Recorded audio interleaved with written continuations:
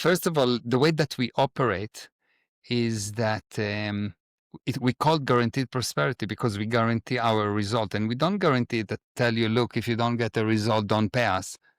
We say, if you don't get the result, we will pay you. So I go to coach someone and I tell him, okay, this is the result that I'm going to bring. You are listening to the 5 a.m. podcast, and today is your day.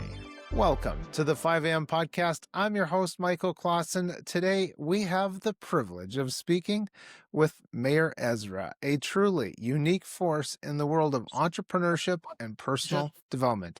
Meir is a spiritual entrepreneur who masterfully blends business acumen with deep spirituality to help people unlock their innate abilities and achieve true prosperity in all areas of their life.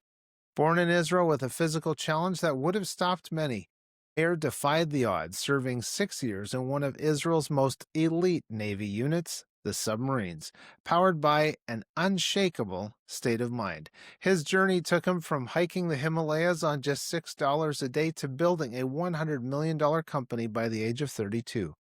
Over the past 15 years, Meir has transformed thousands of lives globally through his business training company, Guaranteed Prosperity, and his philanthropic efforts, which include helping people overcome addiction and rehabilitating criminals. Now, Meir's philosophy is simple yet profound. True success is not just about money, nor is it just about spirituality. It's about integrating both while achieving financial abundance and nurturing love, fulfillment, and personal growth. Now, just before we get into welcoming Meir, please share this with 3 of your friends because I know there's some out there that need to hear today's message. And now, Meir, welcome to the 5 a.m. podcast. Thank you. So happy to be here and very happy to share this amazing, powerful knowledge. Yes, wonderful. Well, we're gonna turn back the clock a little bit, Meir, because you have a remarkable story about overcoming physical deformity that I'm sure baffled the doctors. And then you went on like to serve in a elite military unit. Can you talk a little bit about that early part of your life? But what I really want to know is what was that initial spark that ignited your mindset through these early challenges and commitments? Okay, so I was born with my both feet pointing backward. And at that time, the doctor said, look, we can turn them back, but he will not walk. So what they've done, they put me on cast up to the hips. And every 3 days, they will take off the cast and break the feet, break the ankles.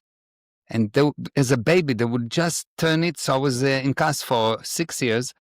And after 6 years, the feet pointed backward, but my future went backward.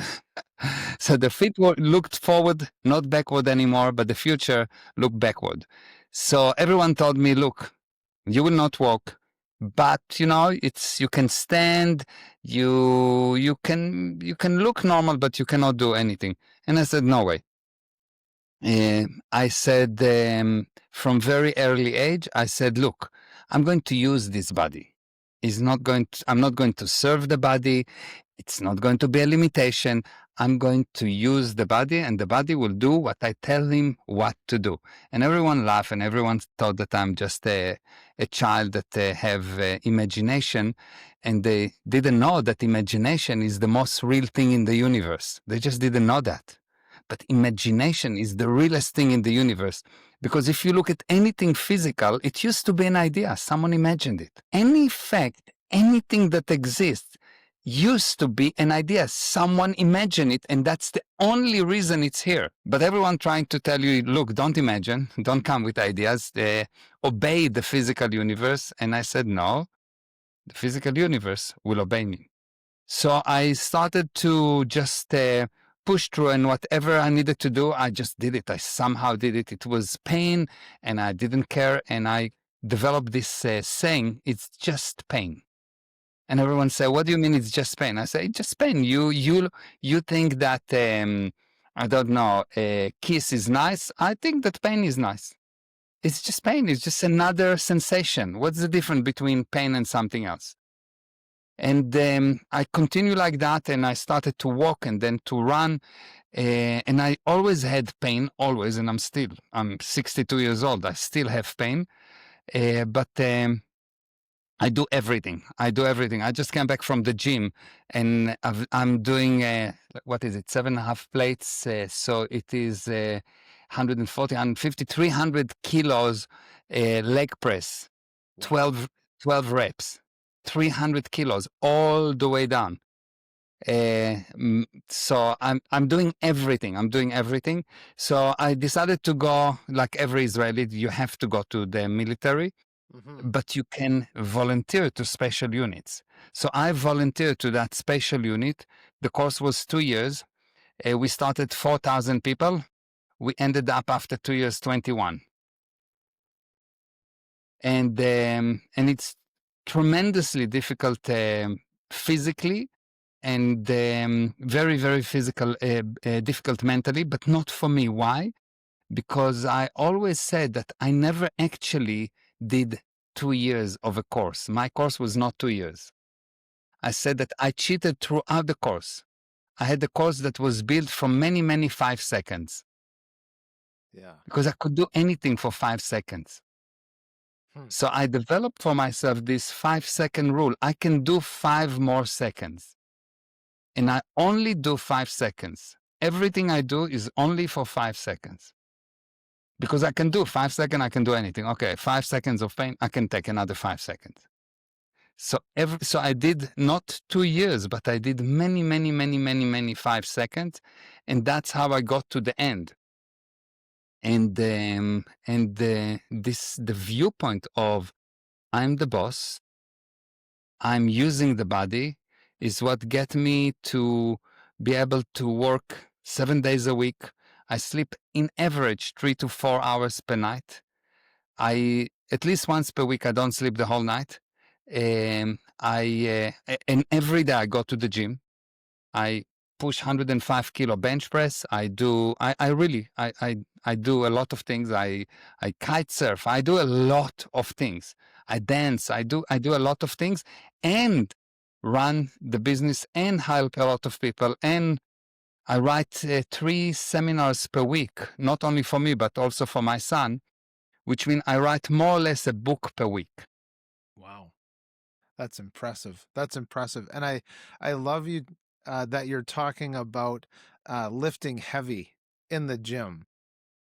There is so much value, not only in that physical exertion of force, but that dedicated desire to lift heavy. And one of the gyms that I used to go to, one of the fellas that would come with us was an Olympic athlete, and I would watch him load up that plates. And it wasn't even just the fact that he would sit on the machine and do those incline squats with all those plates. To me, I saw his faith that he hadn't done that 15 or 10 years ago. He had this vision, exactly like you're talking about, that he was going to be an Olympic athlete. And everyone knows when we go into the gym on day one and we see all these people lifting plates, we think, no, it can't be done. And there was another fellow, very well-built man, and he and I became friends at the gym. And he had was a seated chest press, and he would stack it with probably 300 or 400 pounds. And he would sit there and do his reps. And I said, this is my first day here. He's probably 10 years younger than me. I'm going to match him eventually. One day, I'm going to do it. And boy, oh boy, did that ever feel good when I got to half or even 30% of what he lifted. But when I got to be able to lift the same as him, and it wasn't just for the strange looks I got from some of the people that attended the gym of who's this, I'm not scrawny, but I'm not a big built man. But yet I was, my chest press, I could do 350, 400 pounds and work Wow. through my sets. But that Wow. came through dedication. And so my hat's off to you for imagining and persevering and seeing what is available to the individual. And it's often Yes. said that we travel in the same directions as our friends because our friends, we let them speak into our life. So back in those early years, were there some people that came alongside you that really helped to propel you, or you saw that they weren't propelling you and you needed to change your social circles? Yeah, so I don't, for me, I think that what push a person forward is if he can put some kind of a picture perfect, if he can actually define his picture perfect, not what he wants to be, not a goal, not a purpose, but what he wants to have. If you can define what you want to have, the immediate result is, and this is the indication that you actually define what you want to have, is that you will know what you need to do. So if you don't know what you need to do, it means you did not define what you want to have. Immediately you will know what you need to do. And the only thing that you'll have to do next is to make yourself fall in love with what you need to do. Make yourself fall in love. And if you fall in love with this, when you love, you want to give, you want to do, you want to give more. So you need to define very clearly, what am I trying to have? Not to be, not to do. What am I trying to have? And the moment that you'll be able to define what you want to have, you will know what you want to do. And then all you have to do is just to make yourself fall in love. It is like you need to define the mountain. And the moment that you have a mountain, regardless of how thick is the forest between you and the mountain, as long as the mountain you can see it, you will hit trees and boulders and whatever. You will know I need to go around, above, below, whatever. You'll find the way. No one will need to tell you. And otherwise, you'll need friends to tell you. You'll need someone to tell you, and you become, to that degree, a robot, because robot operates on what they've been told, and beings operate on what they want to achieve. And so they know what they need to do. No one needs to tell them what to do. If someone needs to tell you what to do, you don't know what you want to achieve. And you make yourself fall in love with it, and the result is inevitable. Yes. So the only reason a person do not have result is because he actually never defined the result. And it's very easy to prove. Ask every father, what is the end result of a father? What are you trying to achieve? Yeah. And you will Children. see, and I've asked many, they will tell you what they're doing. They will not tell you what they're trying to achieve. Yeah. Wow. Because money is not something you're trying to achieve. Money is a unit of measurement. So what the father wants to achieve, his end result is maximizing the potential of the family members and making each child self-governed individual. Now, if you think like that, the whole handling is different than if you think that your product is quiet children. Yeah. Yeah. Well, that's good. I think of my friend George as you're talking about that, thinking of what his children have accomplished in their lives. Now, I wanted to ask you about the Himalayas. I love the mountains. We can see the Rocky Mountains from our home, and uh, love mountains. And so, can you talk a little bit about your time in the Himalayas and maybe how that vision came to be and some of those experiences of how it created you into the man you are today? Okay, so I was after the army, after I was 6 years in the submarines. I was a diver doing all kind of special missions. And I decided, okay, I'm going to look for a new challenge and something that will really be difficult, because up to now it was easy. Yeah. So, because everything that you actually do is really, once you're doing it, it's easy. There's nothing complicated in life. There's only things that you didn't yet willing to confront, things that you did not willing to look at. If you are willing to look at something, it will become simple, very simple and easy. Anything that you're actually, like lifting the weight, you started to Yeah. lift the weight at one point, okay, 70, 100 pounds, it's nothing, like I'm doing it while I'm sleeping. This is the warm-up set. Yeah. Yes. So it's nothing. So I was looking for a new challenge. So we went to the Himalaya and we decided to start climbing. And I've learned there that what I do in order to go to the other side where the level of oxygen is very low, where every 10 steps you have to rest, where you can climb in a day maybe 700 meters maximum.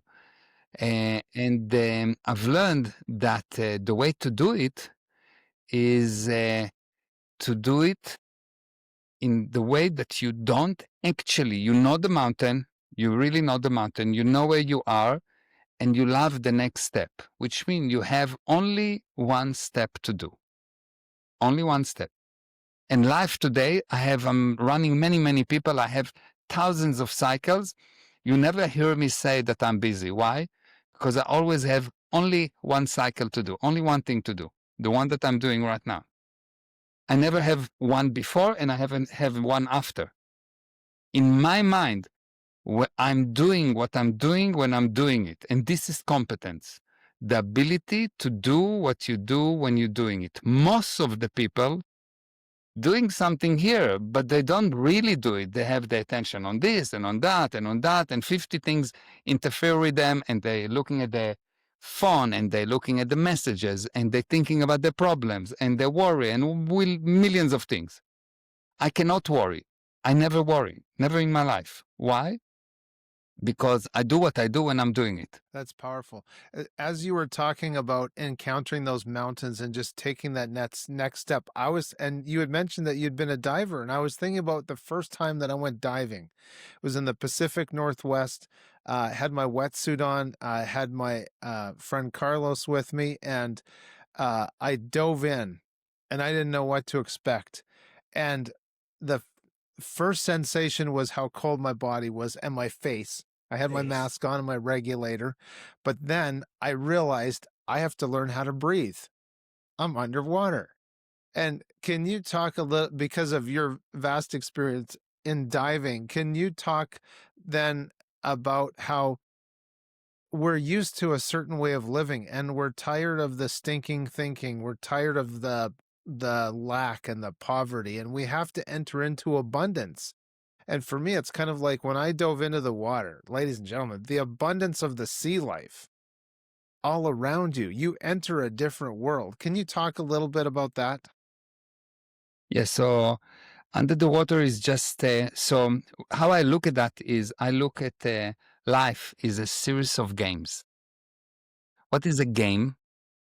A game basically has players, has limitations, have freedoms, and has a purpose. So really you see that when the limitation, when the barriers are huge, you'll see that all of a sudden the purpose become huge and the freedom become huge. It sounds crazy. It sounds crazy, but if you really think about it, your freedom is proportional to the level of barriers.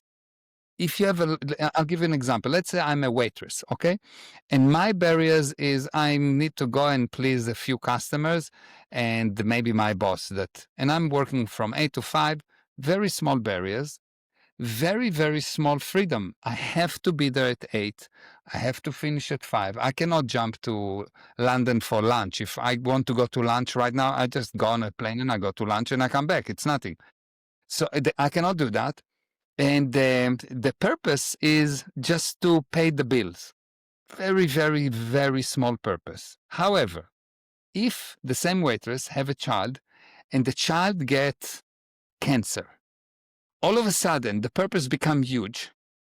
The barriers are unbelievable, but the freedom, she come up with ideas on how to make 10 times more money, and she didn't have time. She have the time for the hospital, for this, for that.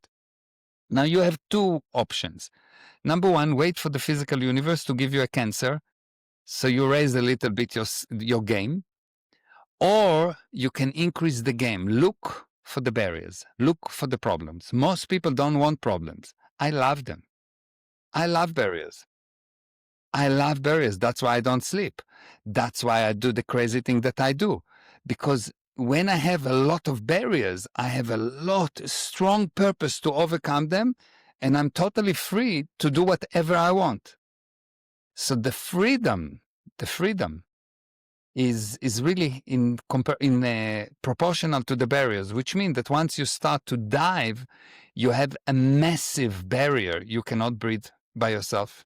If you do what I'm doing, where you breathe, where you dive into an area of an enemy, you have the enemy looking for you and may shoot you at any moment.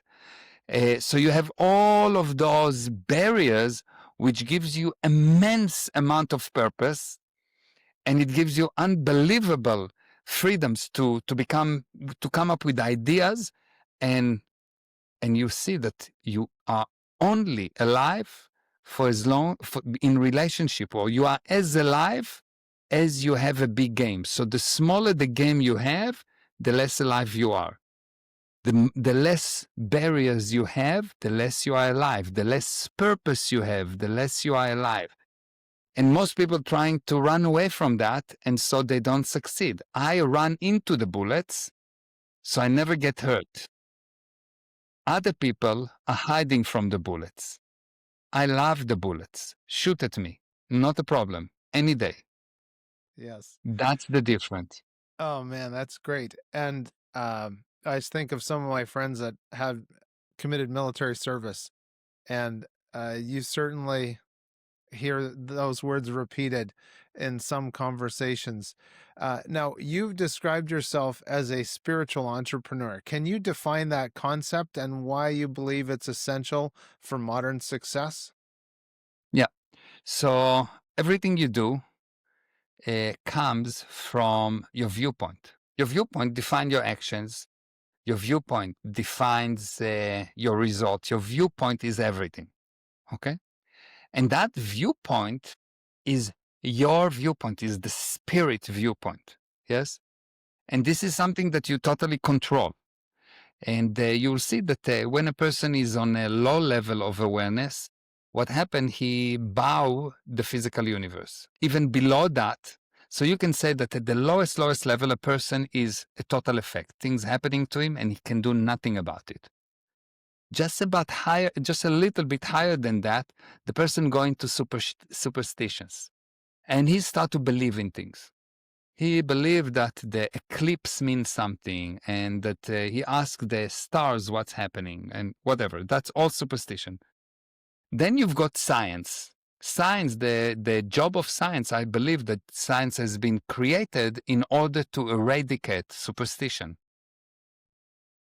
Science was invented in order to eradicate superstition, because science said we can know, and superstition say no, we cannot. Science said we cannot. So higher level is scientific. You look at the physics of things, you look at the science, and you come up with an idea. But there's a much higher level than that, which is who created this whole thing. And this whole thing is created by the spirit. The spirit is this thing that knows. The spirit is the thing that can bring something out of nothing. You can come up with an idea, and for as long as you are confident that with that idea, this idea will come about. And you will see that if you just push the idea long enough, people will change their viewpoint, which means that in order to be an entrepreneur, in order to live, but for sure, in order to be an entrepreneur, you need to have this ability to come up with idea, regardless of science, regardless of superstitions, regardless of belief. You need to say that it is, and so it will become. Yes. Yes. So the Love it. only difference between the successful person and the not, the successful person is so full with himself, but he insists that everyone will be at least as full with themselves as he is, because for him it's obvious everyone knows. So he make everyone knows. So the entrepreneur, the artist, the people that create the future, their job is to insist that the other people know, and that they too can come up with ideas, and of course his ideas will come about. Love it. Well, you've just described the mission of 5 a.m. podcast. We want a future of abundance, and we want people to get that mindset that we're created to be creative beings and to be fruitful and multiply and just abundance of good things. Now, many people struggle with this balance between spirituality and financial success, how they're looking at that anyway. How do you help clients integrate the what they might see as two different worlds? Yeah. Okay. So money flow towards you on a pipe. Like anything in this universe has a pipe. The pipe can be water pipe, it can be copper pipe for electricity, it can be the air, which is a pipe for radio waves. There is a pipe, okay? And the pipe for money is admiration. The pipe for money is admiration. When you love, not, oh, I'm falling in love with this person, but when you really see the perfection in the other person, when you really realize that the other person and you, when you realize that the other person is perfect and anything that is not perfect is not him, so you separate between non-perfection to perfection, what will happen is that you will stop criticizing that person. And the moment that you stop criticizing the person, what happened? You build a pipe, and this pipe is built for one thing: money, income. And you'll see that when you love someone, how do you know that you love someone? How do you know that someone loves you? They want to give you. They want to give you. You love your children, you want to give them. You give them too much. You love your girlfriend, you want to give her, you want to give her. You marry her, that's it. You don't give her anymore. She takes. Yeah. I'm joking. So when you love someone, you want to give them. Because once you have this admiration line, money, income, good things flow on it. The moment that you start to criticize, the moment that you find something wrong, you block the money. And the money is so simple. The secret of money is the secret of love. If you can see the beauty in someone or something else, that someone or something will bring you money. But everyone is brainwashed with the following. They see that machine you fix by finding what's wrong with them. And they don't realize that while machine you fix by finding what's wrong with them, you fix people by finding what's right with them. Yeah. Wonderful. And the moment that you realize that, you'll see that everyone will conspire to help you. The moment that you will not have any hidden criticism toward the person, the way that he look, the way that he talk, where he come from, what he thinks, the moment that you can assume, the moment that you can embrace all viewpoints, what happened? You become in control over the situation. Because otherwise, when you criticize, you have one viewpoint in a universe of 8 billion viewpoints. So you obviously don't control anything. So you lose control. And when you lose control, money don't come to you. It goes away. So if someone will ask me, what is the secret of money? Is not a good product, is not marketing, is not sales, is not nothing. If you can just love your neighbor, you will become Jewish. Yeah. Yeah. And when you think of a man and woman coming together, we could think of the first two, Adam and Eve, but when you think of in our day and age, people coming together, we refer to that as hopefully we refer to that as making love. And we don't understand the power even of that union and that coming together on that level. And so when we remember that everything is love and light and abundance, boy, oh boy, does perspective and outcomes change. Yeah. Now, I So we there's need to definite define what is yes. love. We need to Okay. define what is love. Yes. What does it mean, love? What does it Yes. mean, love? Yes. Because if I say love and I don't have a definition, it's like I say chaka chuka. It's the same thing. Yeah, right. Yeah. What does it mean, love? Because people say, oh, okay, I love you. What does it mean? Well, I would love Well, to I hear would your love to take hear on your it. tip. That's for sure. Love, my definition of the word love is the urge to be together for no reason at all. If there is a reason, it's a business deal. It's not love. So when a mother have a child, she doesn't know him yet. She didn't meet him, but she loves him. And he's inside her. They're sharing the same space. So she loves him. And you'll see that when you love your wife, you want to be very, very close to her. But if she pisses you off, you want her in a different planet. Yeah. Right. Yes? So love is the urge to share the same space for no reason at all. And when you love another, and since money and income and abundance always come to you from someone else, not from you, always come to you from someone else. You need that love. You need to share the same space so he can give it to you. And when you criticize someone, you want them away from you. You say, no, they are not good. So criticizing is what is the opposite of love. Criticizing separates people for a lot of reasons, and love bring beings together, bring people together for no reason. Yeah. That's so powerful. And I got to talk about mental blocks, but just as you're talking, it was, ladies and gentlemen, I was mentioning to Meir as we were starting that this was going to be our first episode of 2026, because I feel some great feelings and thoughts towards 2026. But now, obviously, this is going to get replayed as the Valentine's Day episode, and we can help catapult some lovers in their relationship. But Meir, I want to ask you about the common mental blocks that you see holding people back from prosperity, and do you have some top strategies for removing those mental blocks? Yeah. So first of all, mental blocks are mental, but they're very real for people. It's like a psychosomatic illness. The fact that it's psychosomatic do not mean that it's not painful. So it's very real for people. And the handling is like the handling of anything. And this might sound weird, but the way to solve any problem, or the reason you have a problem, is because you're unwilling to look at the problem. If you could actually get yourself to look at the problem and look at not at the solution, just at the problem. If you look at the problem and look at the problem and look at the problem and look at the problem will go away. It will not be resolved.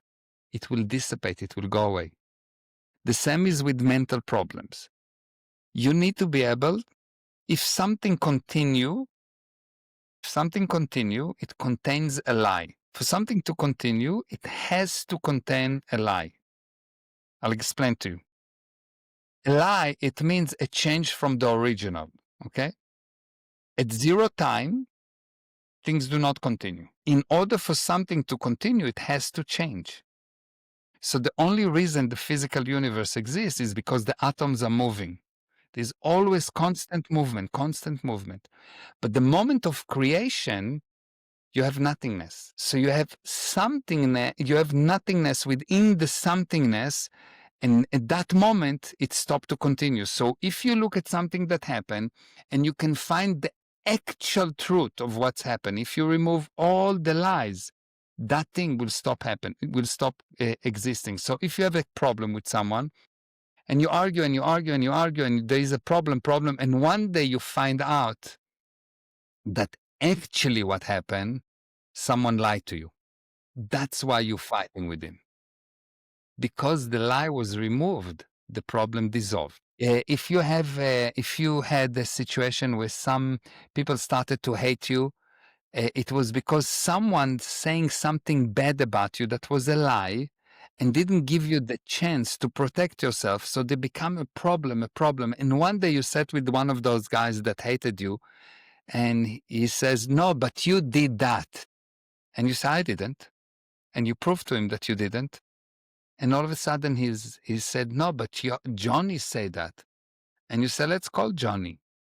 And you pick up the phone to Johnny and Johnny said, no, I just made it up. Or, no, it's not what I said. You misunderstood. And all of a sudden, the problem dissipates. It goes away. You don't need to solve it. So for something to continue, it has to contain a lie. A lie means a change of the original. If the atoms will stop moving in this universe, there will be no universe. So this is a kind of a concept that a little bit, first time that you hear it is hard to fathom. But actually, the only reason you have a problem is because you're unwilling to look. If you are willing to look at your problems, they will go away. If you Yes. had a problem and you thought, oh, I have a big problem, I owe money to the IRS, I owe money to the IRS, I have a big problem, I have a big problem. And then one day you have no choice but you go and sit in front of them. And you start to communicate and you find out the problem is not as big as you thought. Mm-hmm. It's never as big as you thought. And if you don't lie and if you actually are willing to communicate, you will see that there is no problem. Yeah, that's right. Well, as you're talking, I'm reminded of we talk about the eye gates and the ear gate, mouth gate here, and we have to remember that with the eye gate, it goes both ways. Things come in, but things go out through the eyes as well. And I don't know if you can talk a little bit about that the connection that we can have through our maybe our spiritual vision connecting with our physical vision. Yeah. So there is no our spiritual vision because we are the spirit. So the spirit have a body. It can create a vision, it can have a vision, but there is no spiritual vision. The spirit simply knows. There is no vision. There is no hearing for the spirit. This is just a mechanism to get the body to have a sensation. But the spirit, without the body, actually see and know and hear much better than with the body. So when a person a person that dies and come back, he will tell you that he went out of the body and all of a sudden he heard everything and he knew everything and he had his whole history available to him and he just knew. So the body limits you to a viewpoint. So when you are limited to a viewpoint of the eyes, you basically have 90% that you don't see. If you're just listening, you hear such a limited range of sound that it's crazy. You hear between 20 hertz to 20,000 kilohertz, but the full gamut of wavelengths is unbelievable. Yes. So most you don't see, most you don't hear. 99% of the waves you cannot even detect with any part of your senses. But the spirit knows because everything that is physical used to be an idea. An idea comes from the spirit. So the spirit is this thing that knows in order to create a game, in order to create an interest, because to know everything is terrible, it's very boring. In order to create a game, you force yourself not to know. You force yourself not to know. And it's like you're playing with a child, with a baby. So you force yourself not to know, like you don't, so you create a game for him. And it's exactly the same for an adult. The spirit knows. And you will see that at the moment of emergency is defined of a moment of heightened willingness. Emergency is just a moment of heightened willingness. You have more willingness. At the moment of emergency, you see that you know a lot of things and you can do a lot of things.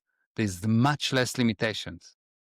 Because when the willingness is high, the barriers are small. And when the willingness is small, the barriers are immense, are huge. So actually, the eyes is just a way to limit you. And because they are your eyes, they have nothing to do with the spirit. It's just a body. It's a physical thing. The spirit knows. And it puts on itself all kind of limitations. So it has a game to play. But you don't need that game. You can create much more exciting games. Yeah.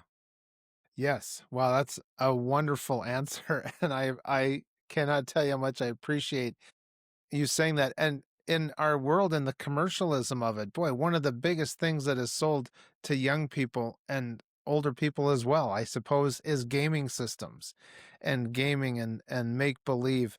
Now, so we'll branch off a little bit from that. I wanted to talk to you about your company. And before we get into that, can you let the people know how they can get in touch with you?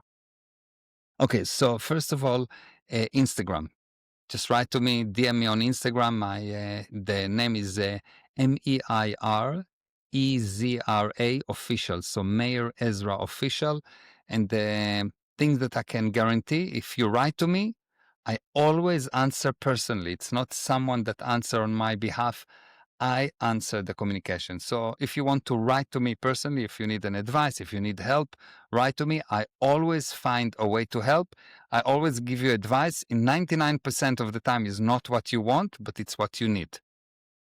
And my advice, I can guarantee that if you will actually do it, even if you do it stupidly, there will be results. 100% guarantee. I'm willing to put money on it.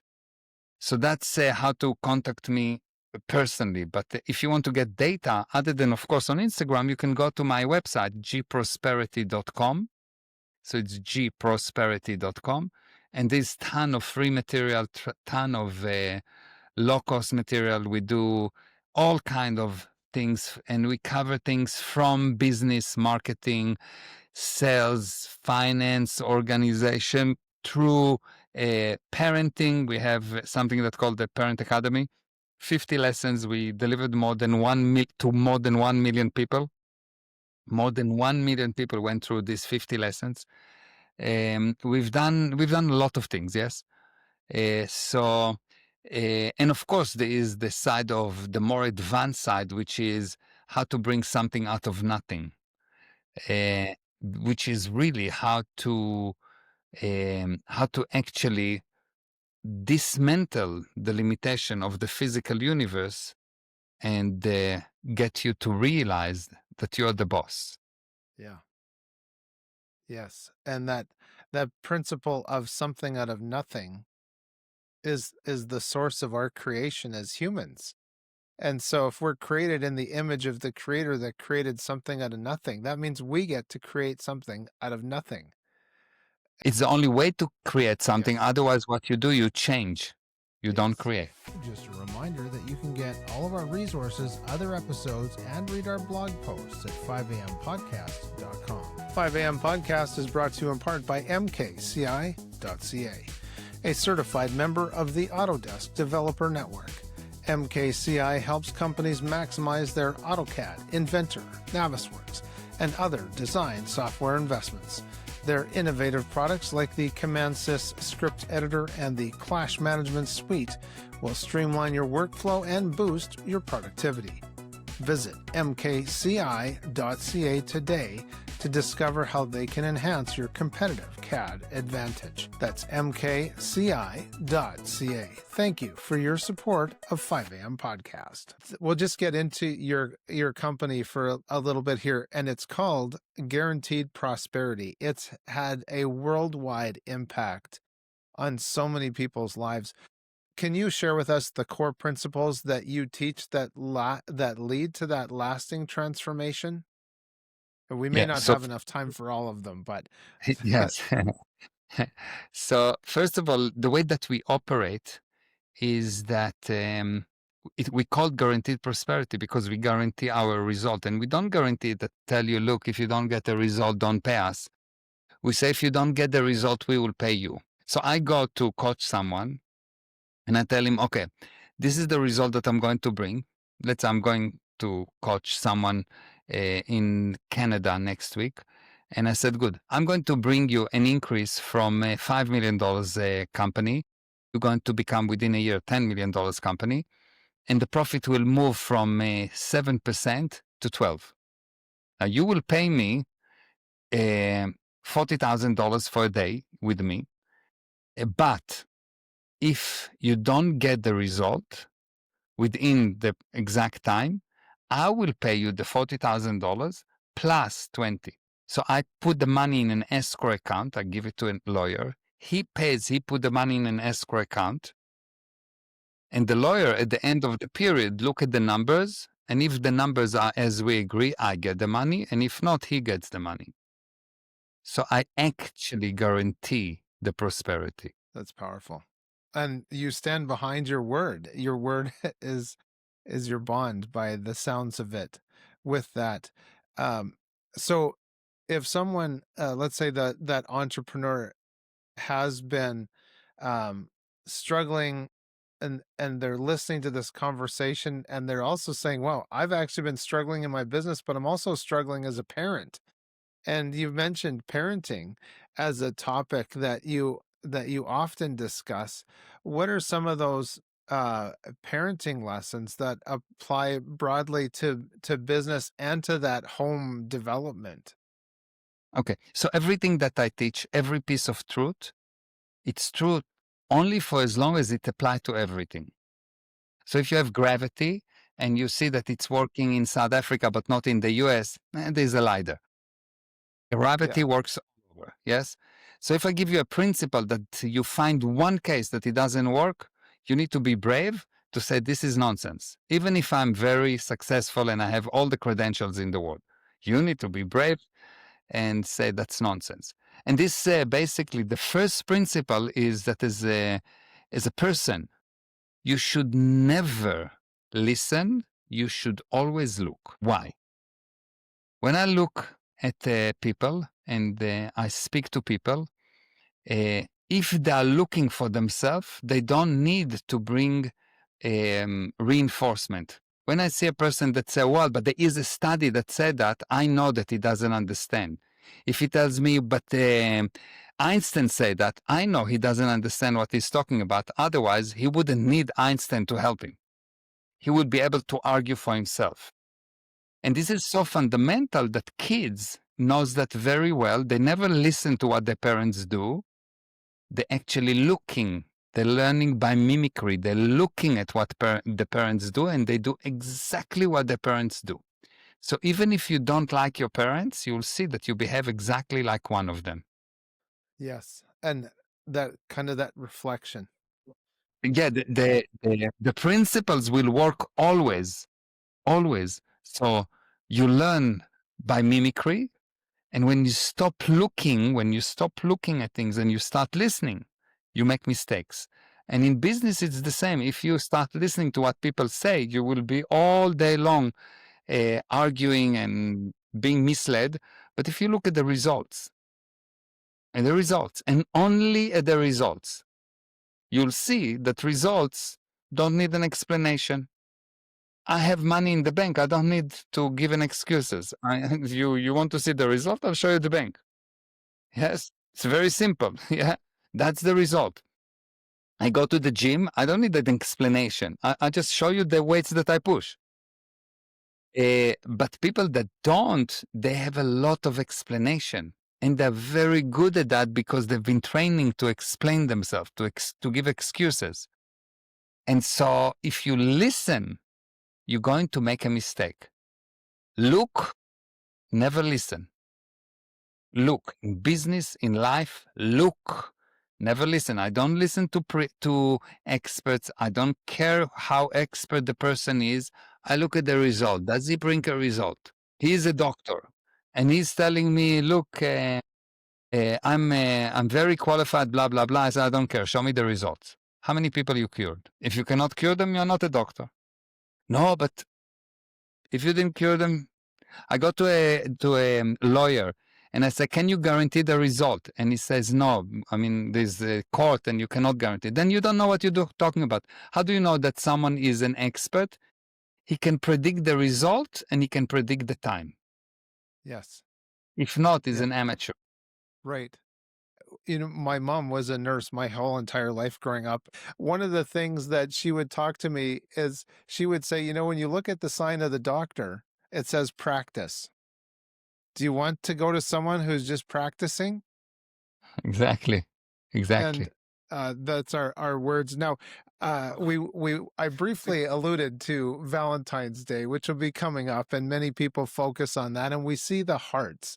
So we've talked about the eyes and the ears. Can we talk a little bit about the heart? Now, some people will say, "Oh, it's just a blood pump, Michael. It just circulates that." But I think there's so much more to that aspect of our body. And Yeah. maybe part of this is people say, oh, I've had a heartbreak or an emotional setback. Yeah. So people use the word heart and what they mean. The definition of the word heart for them is not the medical definition, which is this machine that knows how to take the blood and exchange carbon with the CO2 with the oxygen. Yes, this is what the heart doing physically. Yes, but what they mean with the heart is that uh, It is the thing that remove the toxin, the criticism, the bad things, and leave the relationship pure. So that's why love is represented by the heart, because in order, the word relationship, actually, I define relationship as the pureness of the connection. It's a word that describes the pureness of the connection. When you have two surfaces that are really, really, really pure, they will stick to each other. And in order to break them, you need to put some dirt. And the dirt is the lying, the cheating, the non-communication, the criticism. That's the dirt that breaks the relationship. And the heart is this thing that cleans the surface, like it cleans the blood. And that's why people refer to the heart as the symbol of love, because it's the thing that removes the dirt from the relationship between people. If you have a heart into a relationship, if your heart is in it, it means you are there in order to clean the surface and to improve the relationship. And if you don't have the heart, you are there in order to dirty the connection, and you will not have a relationship. That's a very powerful, powerful statement. I think about some people that I know that they haven't come into a relationship to clean. They've come in to almost pollute and be served and to live in selfishness. And what a perspective that is. So, what's your advice then on helping people being able to navigate that heartbreak or those what they would consider as emotional setbacks? Okay, so in order to succeed in life, you need to be able to win and lose with the same level of enthusiasm. Otherwise, you are not living, you're trying not to die. Yeah, that's right. Yeah. So in order to succeed in life, in order to live, you need to be able to be, you have to be able to win and lose with the same level of enthusiasm. So when you do have a setback, when you do have a heartbreak, what you need to do is to sit down and to look at what kind of setback you created for other people, what kind of heartbreak you created. And when you will handle what you did to other people's, you will be less critical of the person that did it to you, because you will realize that yes, he did it to you, but you actually upset because he reminded you about the thing that you did to others. Because the truth is that no one can hurt you. The only person that can hurt you is you. The only person that can hurt you is you. You went into the relationship with eyes wide open, and if not, it's on you. Why do you close your eyes? Because you committed so many sins before that against other people that today you are blind. How do I know? Because after you commit a sin, you don't want people to see it. So you put a block to hide what you've done from other people. And when you put enough blocks around you, you become blind. And so you blame other people, failing to realize that you just don't see. So when someone did something bad to you, don't call to find out who did it. It is you. It was you. It was always you and only you.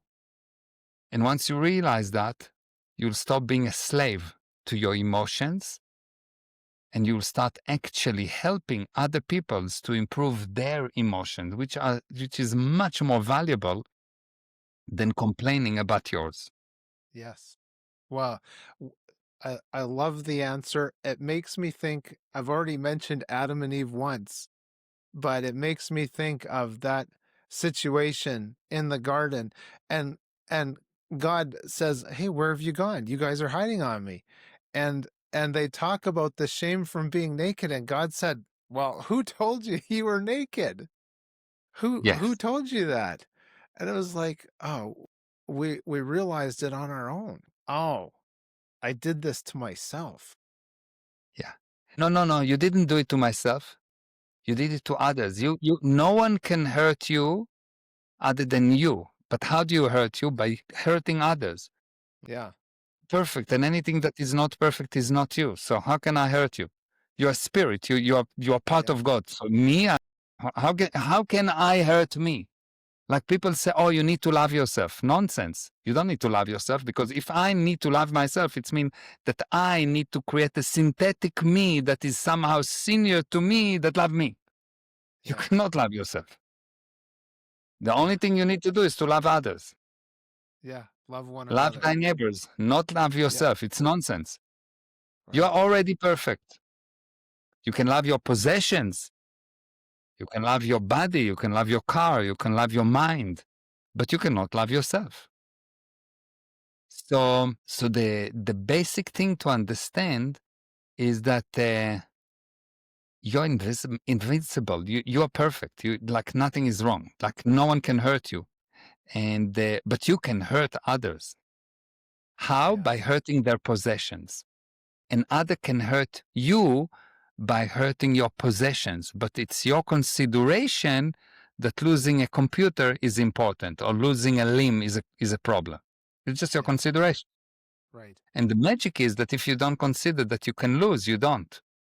Yes. Oh, that's so good. You know, one of the things that we've been talking about is how Jesus Christ committed people to store up for themselves treasures in heaven, where moth and rust does not corrupt. And then you think, well, he also said that heaven is within us. So then we're storing up for those selves our treasures in other people. I think that Yeah, fits perfectly with what you're just it's 100. describing. It's 100%, 100%. The most, regardless of people are religious or not, Hmm. if they will Yeah. actually read the Bible and understand all the laws that you need for life, for business, for relationship, for everything is there. Yes. But you just need to understand. Yeah. You just need to Yeah. understand, what does it mean, something out of nothing? How do you define something? How do you define something?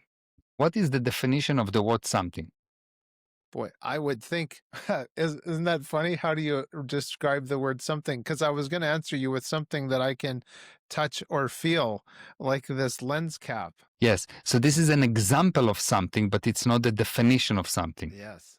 Right. because you can feel a lot of things that are not something.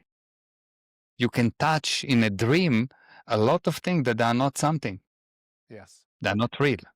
So what is something? Something is anything that composed of two. The smallest number in this universe is two. Everything, for every plus there is minus. For every big there is small. For every force there is counterforce. There is nothing one. Not in this universe. It cannot exist. For every force there is counterforce. Yes? So the physical universe is composed of twos. Which means that if I take this pen and I break it down and break it down and break it down and break it down, I will come to the two, which is Adam and Eve, yes? Yeah. The two.